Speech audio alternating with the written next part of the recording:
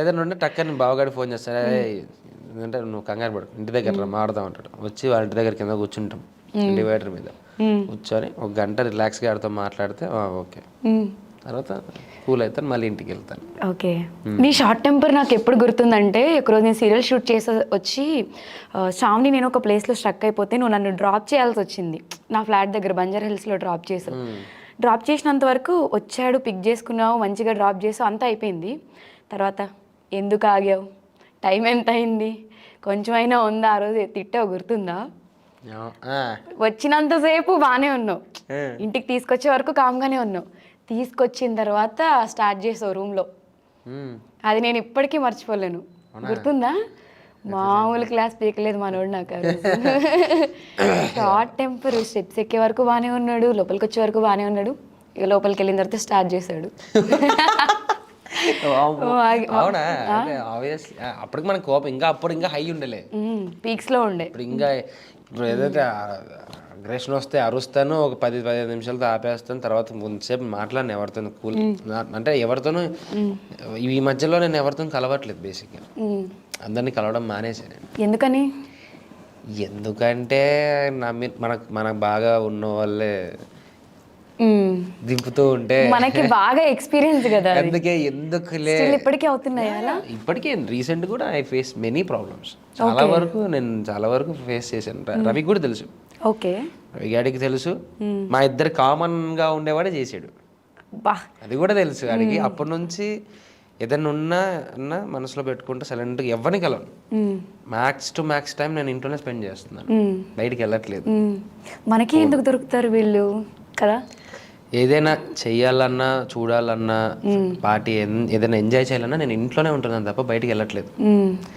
ఎందుకురా పోవడం, పోయి ఎక్కడో కూర్చొని ఏదో మాట్లాడి ఆడేదో అనడం, నేనేదో చెప్పడం, నేను నోరు జారనో వాడు నోరు జారో తెలియదు, దీన్ని తీసుకెళ్ళి ఇంకో వాడి దగ్గర చెప్పడం, దాన్ని ఒక రాంగ్ సర్క్యులేట్ చేయడం, మరి తీసుకొచ్చి నాకు 90mm దింపడం.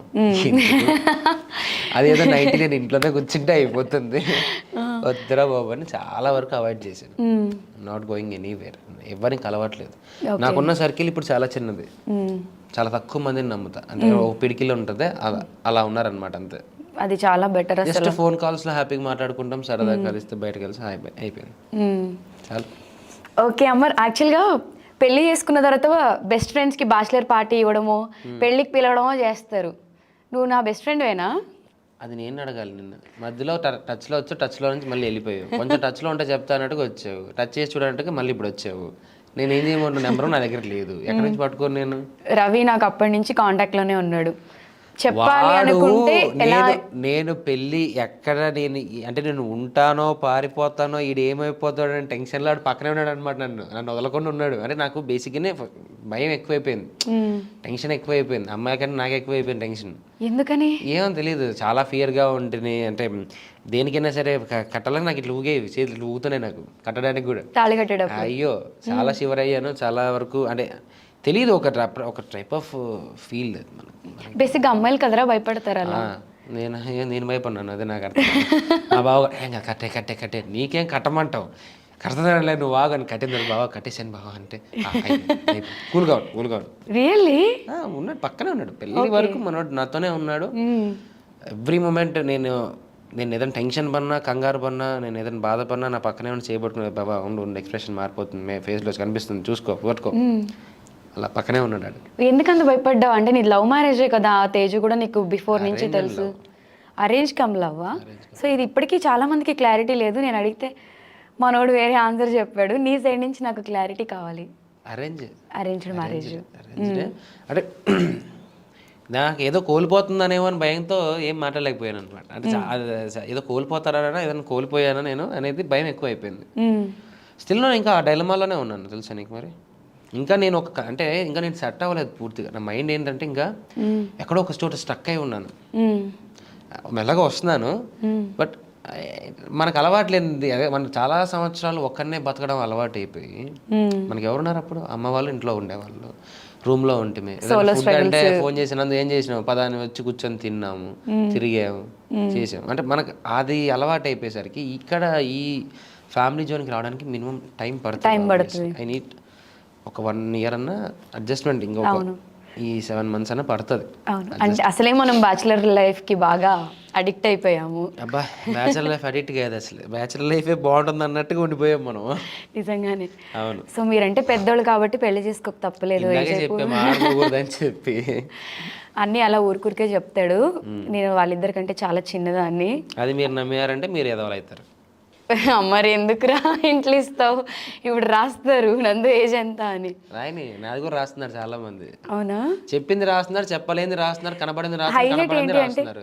అవునా, రీసెంట్గా నువ్వు ఒకటి చూసాను నేను యూట్యూబ్లో, అమర్ లేటెస్ట్ అని కొట్టా, అసలు ఏం వస్తాయని చెప్పి జస్ట్ ఇందాక మేకప్ వేసుకుంటూ మంచిగా పెళ్ళి మనోడు చిల్ మూడ్లో ఉన్నాడు, హ్యాపీగా ఉన్నాడు, ఎంజాయ్ చేస్తున్నాడు అనుకుంటే డివోర్స్ తీసుకోబోతున్నా అమర్, తప్పంతా తన మీద వేసుకున్నా అమర్. సో ఏవో కొన్ని వచ్చే స్క్రీన్ షాట్స్ కూడా తీసాను. ఏంటి ఇదంతా? రీసెంట్గా పెట్టారు 2-3 days బ్యాక్. నేను కూడా చూశాను. చూసావా? చూశాను. పని పాట లేని వాళ్ళు చాలా మంది ఉన్నారు.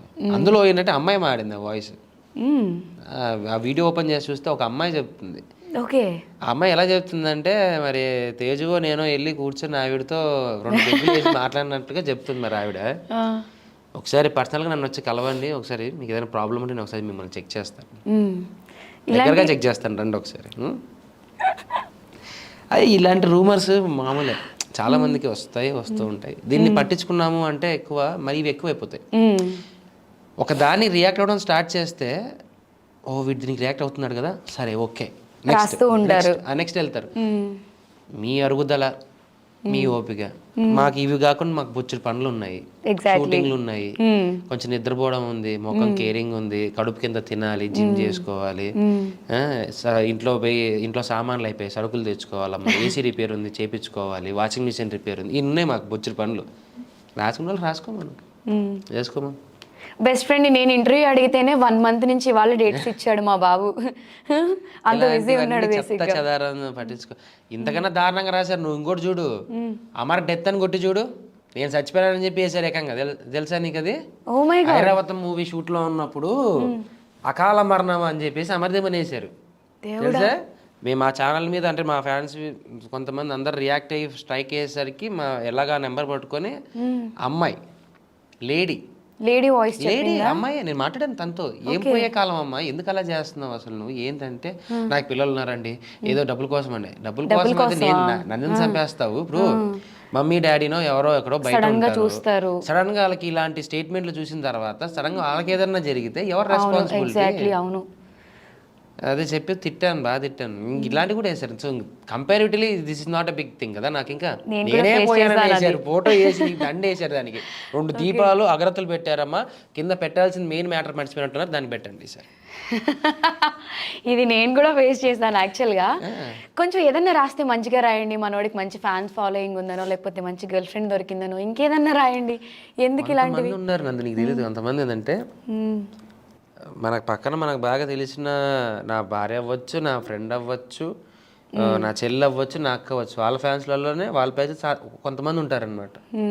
వాళ్ళు ఏంటంటే నేను ఎక్కడ దొరుకుతానని ట్రై చేస్తూ ఉంటారు. అవును, నేను ఎక్కడ నా ఫోటో ఇప్పుడు సపోజ్ నా ఇన్స్టాగ్రామ్లో సమంత నేను ఫాలో అవుతా ఉంటాను, మియా మాల్కోంగ్ కూడా నేను ఫాలో అవుతాను, బికాస్ ఐ లైక్ హర్, తప్పేముంది. సన్నీ లియోన్ కూడా నేను ఫాలో అవుతాను, సన్నీ లియోని ఫాలో అవుతున్నా అమర్దీప్, అది పెద్ద స్టేట్మెంట్. నీకెందుకురా నొప్పి, నీకెందుకే, నా ఇష్టం, నేను ఫాలో అవుతాను. ఫాలో అయినంత మాత్రం సనీలియోన్ గారు ఫోన్ చేసి అమర్దీప్ ఎక్కడ ఉన్నావు అని అడుగుతారా? నన్ను ఏమన్నా అడగరు కదా. ఇలాంటివి దీన్ని బాగా జూమ్ చేసి ఫోకస్ చేసి దీన్ని మళ్ళీ పబ్లిక్ గా రిలీజ్ చేసి ఇలా చేస్తున్నా అమర్దీప్, ఇలా చేస్తున్నా అమర్దీప్, నీ మీద గాసిప్స్ రాసి అంతమంది బతుకుతున్నారా మరి. అందుకే నేను కూడా ఏం అనట్లేదు, పో మాట్లాడుకోపో, ఏమన్నా చేసుకోపోని వదిలేస్తాను నేను. అసలు ఇలాంటివి విన్నప్పుడు బాగా ఇరిటేషన్, షార్ట్ టెంపర్ వస్తుంది కదా. ఒకప్పుడు వచ్చేది అంటే నేను ఎగ్జాక్ట్గా ఐ డ్రీమ్ లో పని చేసేటప్పుడు మేము ఉన్నప్పుడు ఇలాంటి కామెంట్స్ మాకు యూట్యూబ్ లో మాకు వీడియో కింద పెట్టేవాళ్ళు, నేను కింద రియాక్ట్ అయ్యేవాడిని, బాగా రెస్పాండ్ ఇచ్చాను. నేను కూడా మాటకు మాట ఇచ్చాను, లైవ్ లోకి వచ్చి తిట్టేసేవాడిని నేను. నీకు ఉంటుంది ఇప్పటికీ లైవ్ లోకి వచ్చి ఫేస్బుక్ లైవ్ లో ఒకసారి వచ్చి తిట్టాను అనమాట. ఐ డ్రీమ్ లో ఇక్కడే కూర్చొని తిట్టా నేను. అప్పుడు తిట్టాను, ఇప్పుడు కొంచెం చల్లబడ్డాను, అలవాటు పడ్డావు ఉంటే అయిపోయేవాళ్ళు. ఒక్కొక్కరికి నెక్స్ట్ లెవెల్లో దివిడే వాళ్ళు ఏం మాట్లాడినా తిరిగిస్తూనే ఉంటారు, వాళ్ళ ఓపిక వాళ్ళకే గొంతు నొప్పి రావాలి. మేము పరిగెట్టాలి ఇంకప్పుడు నీ వెనకాల, రే తగ్గరా. సో కోపం అయితే తగ్గింది అప్పటికి ఇప్పటికి? తగ్గింది కొంచెం, పర్లేదు. కొంచెం పర్లేదా? అంతే. తేజుని అడిగితే చెప్తుంది. అక్కడ నెక్స్ట్ లెవెల్లో ఉంటుంది. అవును.